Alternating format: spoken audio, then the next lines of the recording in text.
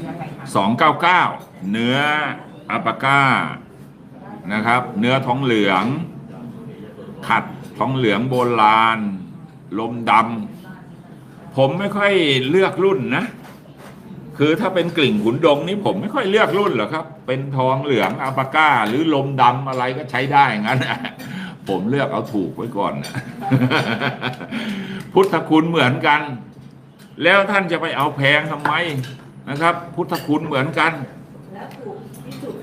หลวงปู่หลุนวัดสะพุงเพิ่นเป็นที่พึ่งทางใจเพิ่นบอกว่าของขลังฉันไม่มีแต่ของดีมาหาใดตำรวจกล้าพ้นตำรวจโทเรวัตทินเกษรเพิ่นผดุงความยุติธรรมเป็นฮีโร่ของชาวบ้านปราบปรามคนพานบ่ยานศรัทธาสองเฮาสิร่วมกันสร้างสรรค์สังคมให้ดีงามขอเชิญพี่น้องมาร่วมทำบุญให้ท่านตามกำลังศรัทธาขอเชิญมาร่วมทำบุญสร้างบุญใหญ่ให้สุขใจเด้อพี่น้องทำบุญเด้อสาธุ